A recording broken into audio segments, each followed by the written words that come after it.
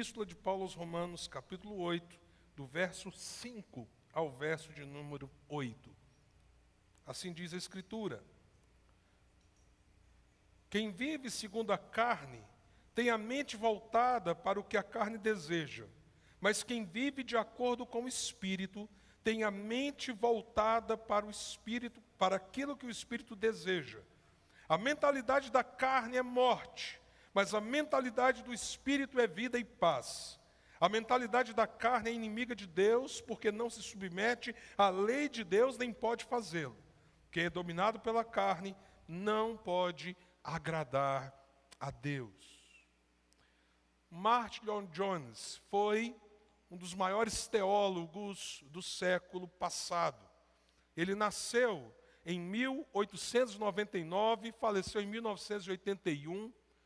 Teve um ministério muito proeminente, foi alguém de um preparo intelectual extraordinário, inclusive ele se formou em medicina, exerceu a medicina por um tempo, teve o seu chamado para o ministério, e Deus lhe deu não só muita habilidade e oportunidade, grande formação, como lhe deu o papel de ser um baluarte do Evangelho num tempo muito difícil.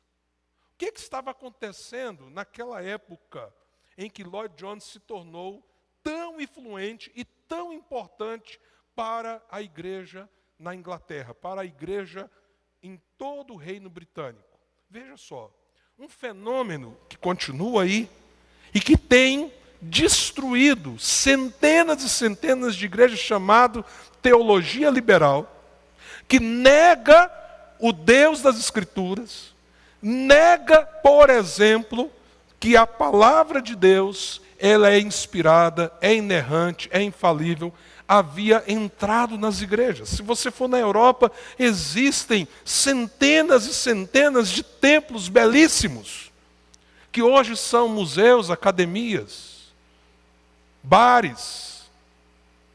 E por que isso aconteceu? Porque a teologia liberal entrou nas igrejas, nos seminários, e tirou a essência da fé cristã. E Martin Lloyd-Jones, que inclusive se tornou capelão da rainha, que teve um ministério de 30 anos na famosa abadia de Westminster, ele foi uma voz de firmeza bíblica, de firmeza espiritual.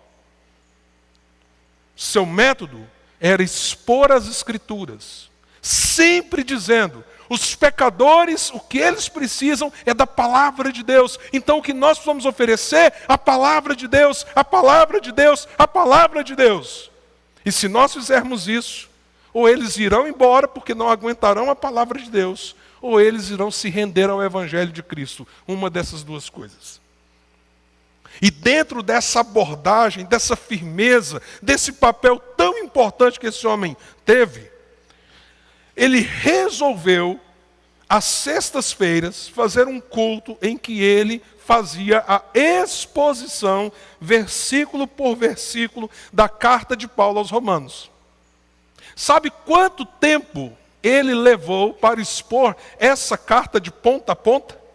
Pregando toda sexta-feira.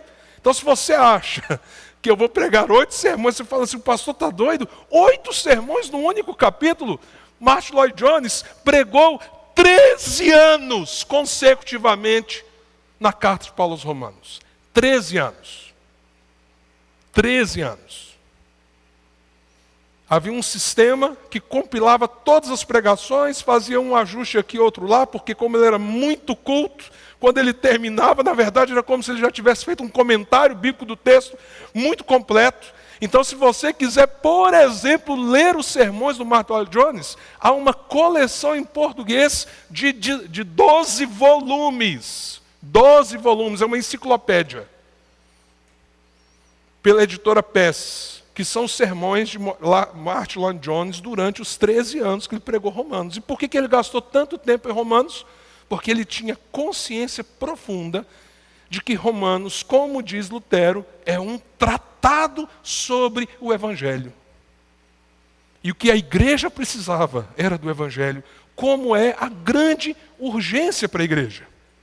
Hoje pela manhã eu fiz referência a 2 figuras que são utilizadas em relação ao livro e ao capítulo 8. A primeira, alguém já comparou Romanos como assim uma cordilheira de Alpes, com montanhas belíssimas, e que a gente precisa então escalar, se aproximar. Às vezes elas parecem tão juntinhas, mas quando a gente vai chegando mais perto, elas estão um pouco mais distantes, e todas elas têm a sua beleza, a sua formosura. Mas nessas montanhas existe um pico mais alto e que se destaca. É o capítulo 8. Outra figura também usada para falar da beleza, da importância desta carta, e ao mesmo tempo, especificamente do capítulo 8, é a figura de uma coroa. Romanos é como uma grande coroa do Evangelho, muito preciosa. E o capítulo 8 é aquela pedra do centro da coroa, aquela pedra principal. Então nós estamos aqui diante de um dos principais capítulos para o entendimento nosso acerca da obra do Evangelho nas nossas vidas. E hoje pela manhã eu estive expondo os primeiros versículos, os 4 primeiros versículos, sendo que o primeiro começa com uma afirmação categórica, fruto de tudo que o apóstolo já havia ensinado nos capítulos anteriores. Portanto, agora já não há condenação para os que estão em Cristo Jesus. E pela manhã, nós podemos ver o quanto isso é algo profundo e necessário para nós, por causa da nossa condição espiritual. Entendermos o que significa ser justificado pela fé. Entender que não há nada que possamos fazer que fará com que Deus nos aceite. Só é possível isso acontecer se nós recebermos o que Ele fez. Não é o que nós fazemos. As nossas melhores justiças são trapo de imundícia. Todos nós pecamos. Todos fomos destituídos da glória de Deus.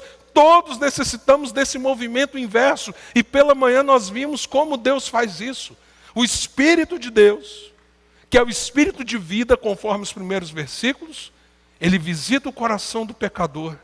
Ele gera vida espiritual em quem está morto, o que a gente chama de novo nascimento, ou de regeneração. E isso te capacita a entender que o Pai enviou o próprio Filho. E aquele Filho, Filho eterno do Pai, em comunhão eterna com o Pai. O Pai o enviou como figura humana, ou seja, Jesus assumiu uma natureza humana. Diferença de Jesus para mim e para você. Ele assumiu a natureza humana, 100% Deus, 100% homem, porém ele nunca pecou. Apesar de ter nascido num mundo caído em pecado. E por ser perfeito e ter cumprido toda a exigência da lei de Deus, porque Ele cumpriu isso em perfeição. Ele satisfez tudo que era necessário diante de Deus em nosso favor. E por Ele ter sido entregue como sacrifício na cruz, aqueles que se rendem a Ele, por causa dessa obra do Espírito, e creem nele, são justificados. Ou seja, não há condenação. A culpa é removida. O juízo é retirado. E o perdão é concedido. Uma das coisas que Mark Lloyd Jones trabalha em todas essas exposições sobre Romanos, por exemplo, é a nossa consciência de que se nós estamos vivendo debaixo de uma crise de pecados já confessados e perdoados por Deus, nós não estamos entendendo a essência do Evangelho. Porque o Evangelho nos liberta de toda condenação. O Evangelho tira de nós a culpa. E o Evangelho nos resgata para que nós sejamos livres em Cristo. Só que quando nós chegamos hoje ao final do versículo 4, nós vimos que o versículo 4 termina dizendo assim, que ele cumpriu as justas exigências da lei, elas foram satisfeitas, e agora a gente não vive mais segundo a carne.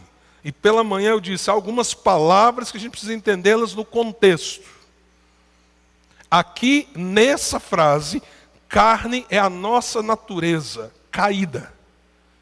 Então não é mais para a gente viver segundo a carne, a natureza caída. Essa inclinação que a gente tem para o mal.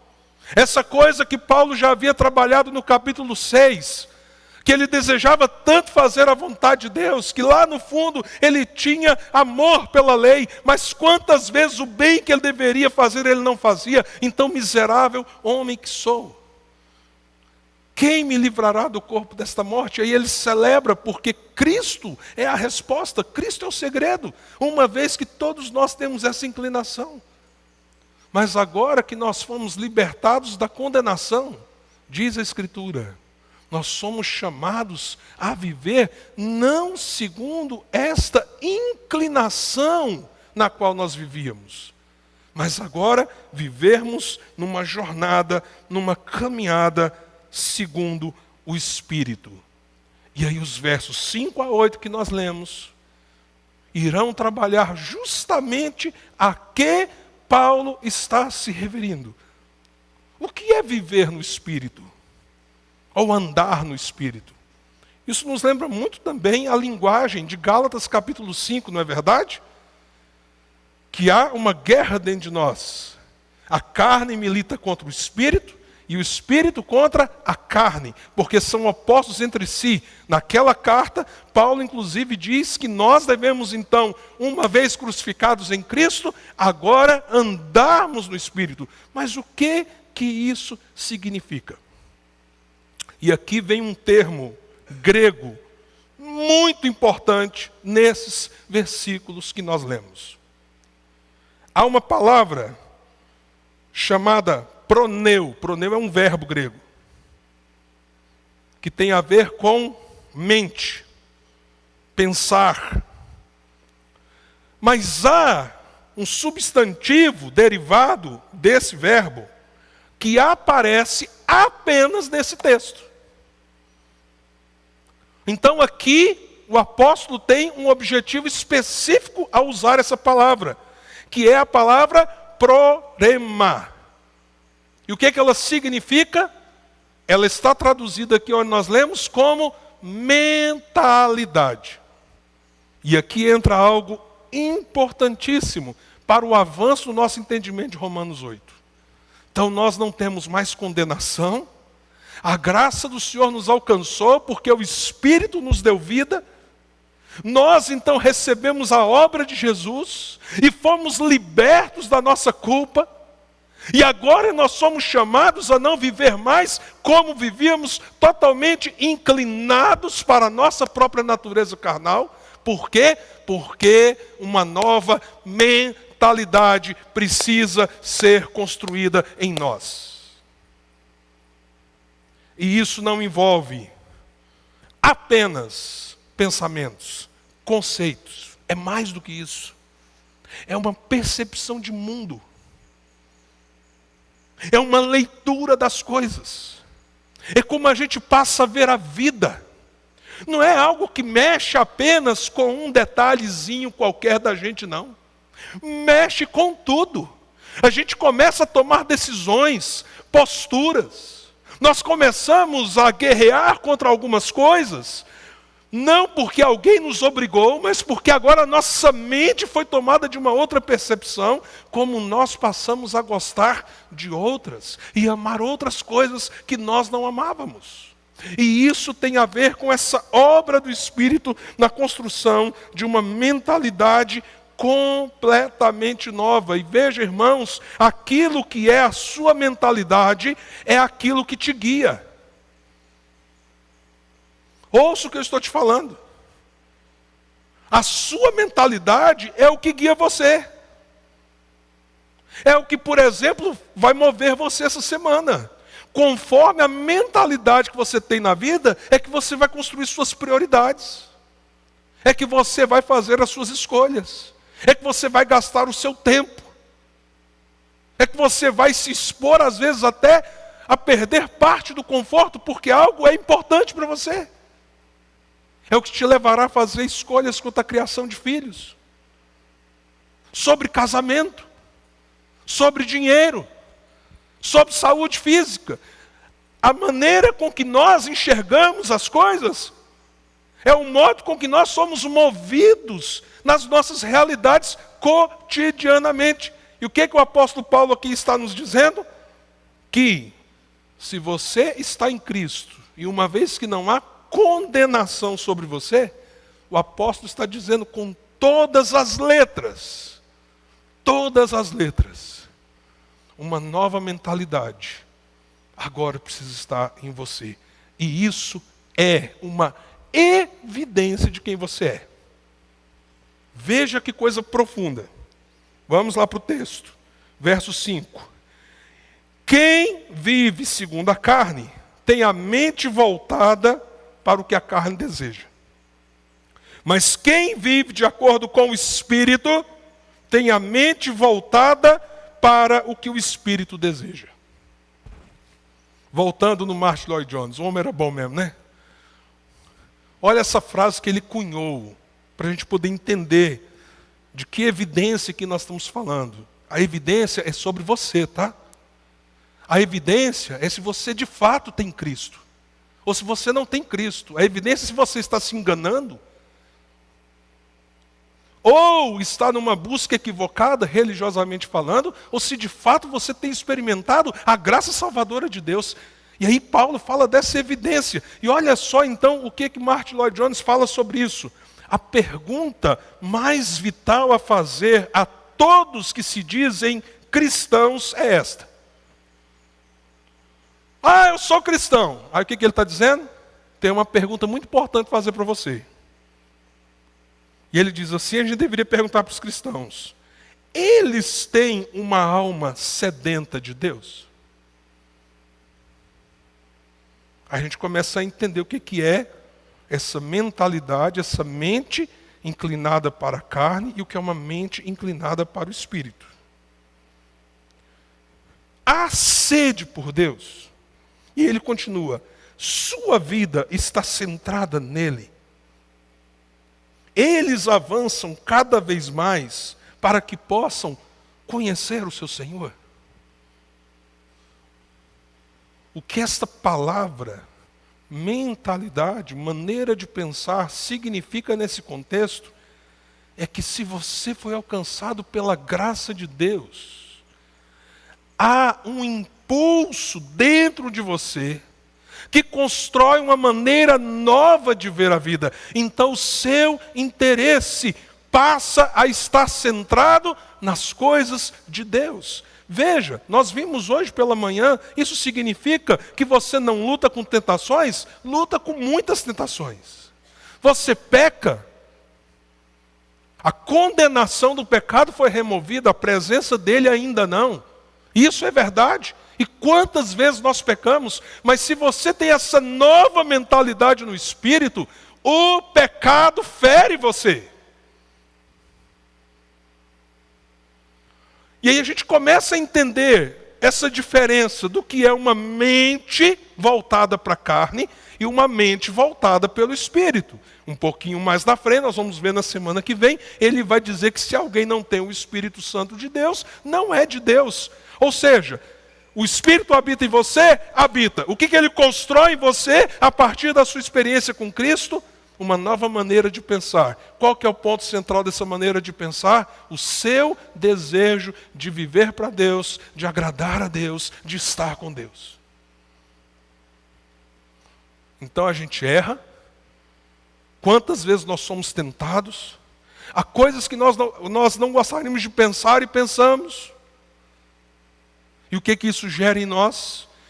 Gera tristeza, mas gera em nós a percepção que a gente precisa correr para a cruz e dizer: Senhor, me perdoe, Senhor, eu preciso de Ti, Senhor, mais uma vez, eu clamo pela Tua graça, porque a minha vida é Tua. A carne, ela é centrada numa coisa que a psicologia trabalha muito, mas que na Bíblia também tem um significado muito específico. A carne, ela é centrada no eu. Ela é centrada em nós mesmos. A nossa natureza ela não é inclinada para Deus se a graça de Deus não entrar na nossa vida. Mas se a graça de Deus entrou na nossa vida, nós temos agora essa guerra. Tem essa velha natureza, é o velho homem. Lembra dessa figura bíblica? Mas agora eu também tenho o novo homem. Eu tenho essa guerra interna em que eu desejo fazer a vontade de Deus. E eu trabalho, eu milito, eu me esforço, eu me dedico, porque a minha mente entende, a minha vida não é mais minha. Os meus sonhos já não são mais meus. O meu futuro não me pertence. O tempo, o dinheiro, as oportunidades são dádivas de Deus para que eu seja um bom mordomo, porque tudo tem que ser para a sua glória. Veja, essa maneira de ver as coisas, o mundo, as relações interpessoais, ela nasce da experiência da graça de Deus. A graça de Deus, que agora nós temos o Espírito Santo em nós, ela se evidencia na gente, porque há um anseio. Mesmo quando eu estou lutando contra as forças espirituais negativas, pecado que me assedia dentro de mim, a guerra espiritual contra o mundo e o diabo, tentando usar essa natureza, mas há um anseio. Então, essa mentalidade é uma evidência de quem nós somos. Se a gente pensa como todo mundo pensa, alguma coisa está muito errada. E eu quero destacar duas tendências muito comuns, inclusive nos nossos dias, dessa natureza do eu, dessa mentalidade da carne. Uma é quem quer viver para o seu prazer. Projeto de vida é ser feliz. Você já deve ter visto isso por aí, né? O importante é o quê? Você ser feliz. Meu amado, minha amada, isso é mentalidade da carne. Pastor, mas a gente não deve procurar ser feliz? Deixa eu te dizer uma coisa. Você já leu o que Jesus falou, que os evangelhos registram? Aquele que tentar ganhar a vida vai acontecer o quê? Vai perder. E aquele que entregar a vida por amor a Ele vai ganhar.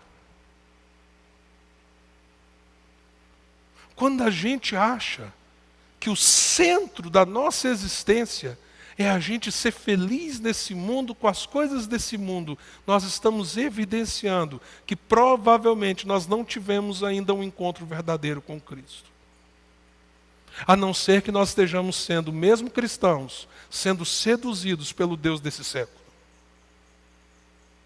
Mas há também uma abordagem mais sutil, que é uma abordagem que parece não ser egoísta. Ela parece ser altruísta.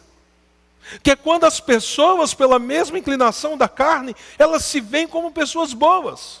Elas olham para a miséria humana, para os grandes erros de algumas pessoas, e elas dizem sobre si mesmas: não, mas eu sou uma pessoa do bem, eu sou gente boa. E elas começam a fazer coisas, e elas começam a entender que Deus não pode condenar alguém assim. Alguém bom, alguém que ajuda, alguém que vai ali e socorre o próximo. E elas camuflam a sua própria natureza a partir de uma visão longe de Deus, de uma pseudo-bondade. É o eu. Porque a mentalidade que nasce do Espírito é aquela que nós nos sujeitamos a Deus e nós entendemos. Não há 2, 3, 5, 10, 12, 20 caminhos. Há um caminho. Não há várias possibilidades de vida. Aqueles que estão em Cristo entenderam. Só existe uma vida. Não há várias verdades alternativas em todos os lugares que eu posso captar aqui, ali e acolá. Não, Ele é a verdade. Então onde a minha vida está centrada? Nele, somente nele, porque ninguém vai ao Pai a não ser por Ele, Cristo Jesus. E aí a gente entende. Ninguém é bonzinho por si, porque todos pecaram. Todos foram condenados. Todos estão em desgraça espiritual. Então, se não for a obra de Cristo, ai de nós. E essa nova mentalidade, porque o Espírito Santo abriu o seu entendimento e agora ele trabalha em você, muda a sua percepção de todas as coisas. E esse é um forte testemunho, é uma evidência de quem você é. E tudo isso leva a consequências. Tem um livro chamado Verdade Absoluta, é um livro profundo, complexo,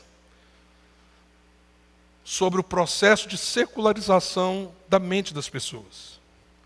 E nesse livro a autora, Nancy Pearcey, ela trabalha de uma forma muito eficiente a percepção de que a sociedade que nós vivemos, ela separa valores, princípios, da cosmovisão das pessoas. Olha como é que Satanás é sutil. A gente é empurrado o tempo todo para pegar os valores de Deus e negá-lo, porque a gente joga numa subcategoria. Então ela dá um exemplo bem interessante. Ela fala de uma menina cristã, que frequenta a igreja há muitos anos, que ouve o evangelho, que canta os hinos, mas ao mesmo tempo aquela moça, há muitos anos, trabalhava numa clínica de aborto. E na cabeça daquela moça, diante do que a gente tem sido impactado pela sociedade, qual que era a visão dela? Olha, eu sou pró-vida, mas ao mesmo tempo eu tenho que ganhar o meu dinheiro. O que uma coisa tem a ver com a outra? Então eu posso participar dessa indústria, e isso é lícito, e está tudo bem, está tudo ok, porque apesar do meu valor cristão, às vezes até tenho uma certa dúvida, mas de eu achar assim, né, que a vida é importante, Deus ama a vida, apesar disso, Deus tem que entender, é o meu trabalho. Aqui entra algo que a gente precisa abraçar com todas as forças. Essa mentalidade do Espírito, pronema, ela não apenas é uma evidência de que a gente é de Deus, que a gente tem um relacionamento com Deus. Ela também irá gerar uma consequência objetiva. Verso 6, a mentalidade da carne é morte, mas a mentalidade do Espírito é vida e paz. Então, quando eu sou alcançado pela graça, e eu sou liberto da condenação do pecado, e eu tenho uma nova vida em Cristo, e agora o Espírito Santo habita em mim, ele age em mim, ele trabalha a minha mente e o meu coração, eu construo uma maneira nova de ver a vida, de ver as coisas, de ver as pessoas, e se isso está fundamentado no Espírito Santo, eu vou caminhar para a consequência disso, que é paz e vida. Mas se eu vivo esse dualismo, não, eu creio na Bíblia, ok, Deus realmente ama a vida, mas se Deus é bom, Ele vai entender que é só meu trabalho estar aqui na clínica de aborto, ajudando as mulheres a abortarem seus filhos. O que é que uma coisa tem a ver com a outra? Se eu vivo esse dualismo, gente, a gente vive uma esquizofrenia espiritual, em que nós estamos estuprando a nós mesmos do ponto de vista da relação com Deus. Nós estamos nos violentando, porque nós fazemos uma separação que, segundo esse texto, é impossível. Se eu agora ando no Espírito, eu faço negócio através de uma mentalidade construída no Espírito. Eu crio filhos a partir de uma mentalidade que o Espírito Santo produz em mim. Eu tomo decisões práticas da vida sujeitas ao Espírito de Deus, entendendo a vontade de Deus e a lei de Deus. E essa é a marca. E quando isso não acontece, o que eu tenho que fazer? correr para a cruz em arrependimento e renovar o meu coração diante de Deus. Mas o que eu não posso fazer? Levantar a mão e, Senhor, obrigado, porque não há mais condenação. Mas a minha maneira de pensar em várias dinâmicas e realidades é a mesmíssima de quando eu dizia assim, que eu não cria na graça de Deus. O que me movia antes continua me movendo. E aquilo que eu nem me incomodava, continua não me incomodando. E o que o texto está dizendo? Que além de você ter algo que deve gerar preocupação espiritual em você, você deve questionar a sua real experiência com o Senhor. Esse é um caminho de morte. Isso mata você por dentro. Isso destrói a sua consciência. Isso te afasta de Deus. E isso cobra um preço altíssimo. Mas se você agora está em Cristo, e estando em Cristo você é uma nova criatura, a sua maneira de ver as coisas, ela se transformou. E por ver as coisas de uma maneira transformada, o que o Senhor está prometendo para você? A consequência da sua história centrada, com uma mente centrada no Evangelho e no Espírito Santo, será vida e paz. Isso não tira de nós as tribulações, isso não tira os capítulos difíceis, mas isso derrama promessas eternas. Hoje, eu li uma frase de Billy Graham que eu achei muito interessante. É mais ou menos assim, eu não sei se eu vou conseguir falar exatamente nas palavras que ele disse. Mas ele disse mais ou menos assim, lembra da mentalidade da carne? Eu preciso ser feliz. Respeita minhas decisões. Respeita o que eu quero. Eu só vou ser feliz se tudo que está dentro do meu coração eu conseguir fazer. Se eu concretizar tudo que está dentro de mim. Mentalidade da carne. E aí ele diz assim, às vezes você diz que você tem que aproveitar a vida, porque a vida é muito curta. Aí ele continua, mas você precisa saber, o inferno é eterno. A vida é curta, mas o inferno é eterno. Mas eu queria transpor isso ao inverso. Talvez você diga para você como um cristão, às vezes a vida tem sido dura. Eu amo a Jesus, eu tenho caminhado com Jesus, mas nem sempre eu tenho visto esse resultado da vida e paz. Tem muitos dias difíceis. Lembra de uma coisa, meu irmão, minha irmã, a eternidade com Deus é para sempre.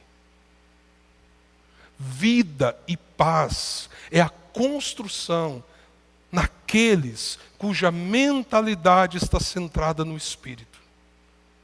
Será a concretização eterna da jornada daqueles que se rendem a Jesus e caminham com o Espírito Santo de Deus.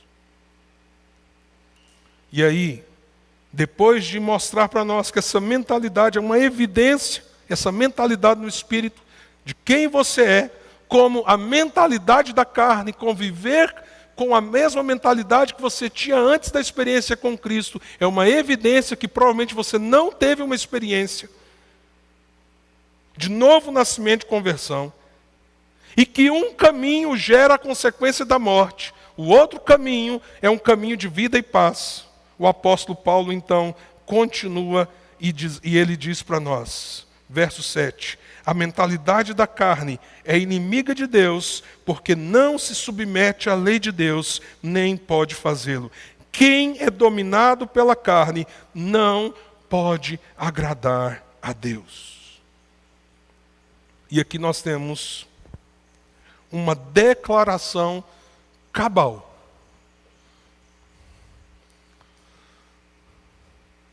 Se alguém está em Cristo, ele é uma nova criatura.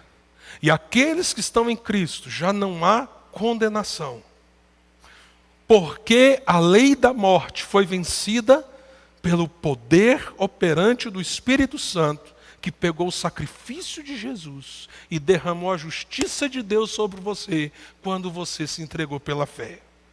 Louvado seja Deus. E agora só existe vida no Espírito.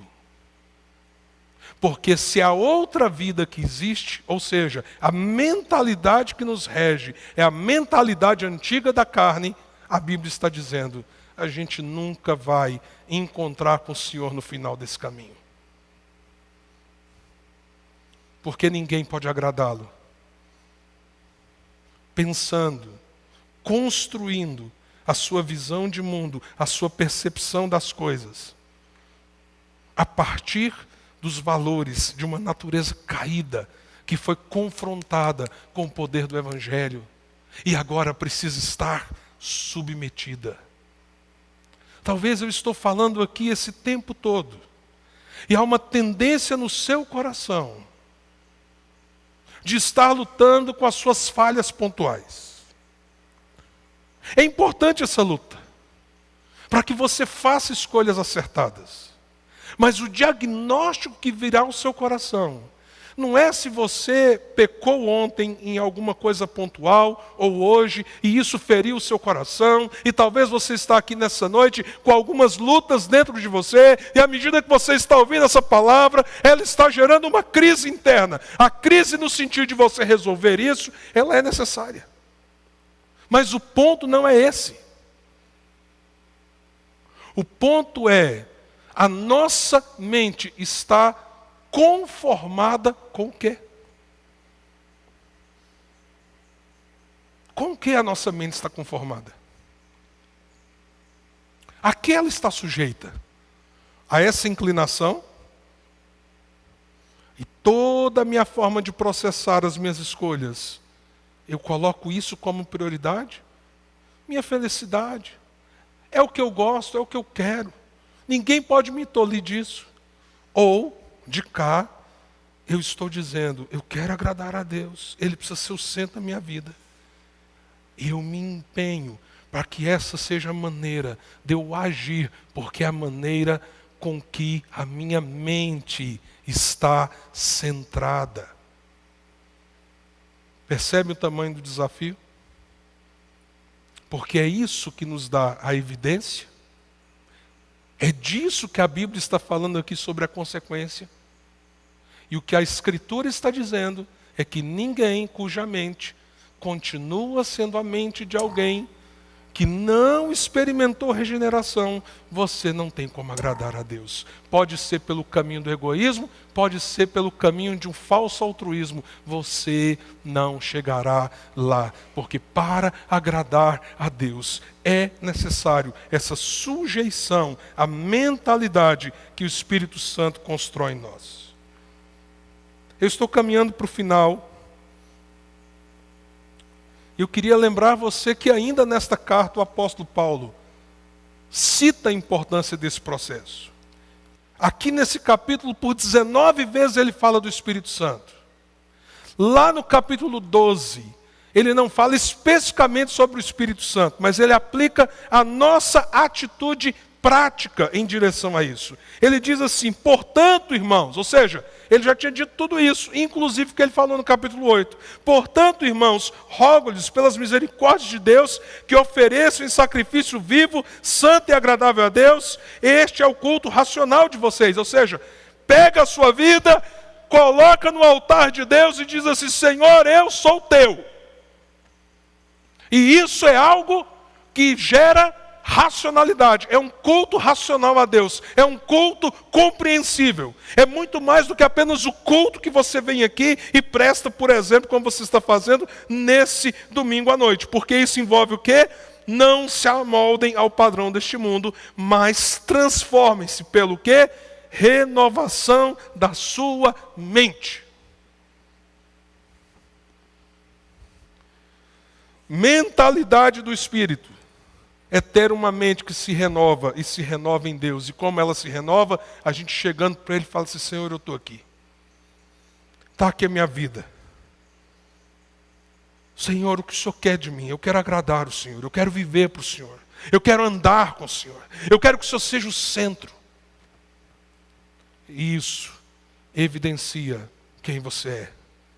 E isso tem promessa para você. Qual a consequência? Vida e paz. E assim você vive de modo agradável a Deus, mesmo nesse mundo caído, mesmo você lutando com a sua natureza pecadora. Um século antes de Martyn Lloyd-Jones, o Senhor transformou a vida de um outro homem chamado John Newton. Nasceu em 1725, morreu em 1807. John Newton teve uma vida muito diferente da de Lloyd-Jones. Nasceu numa família muito pobre. Sua mãe tinha um certo temor a Deus, mas ela morreu quando ele tinha 6 anos de idade.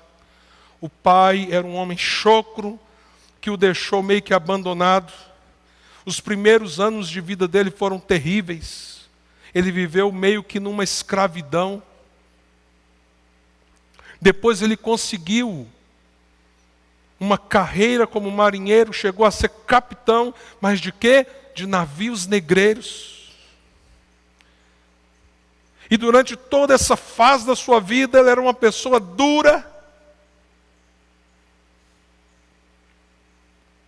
que usava da violência, que usava o comércio do ser humano, feito à imagem e semelhança de Deus, como fonte de riqueza, de lucro.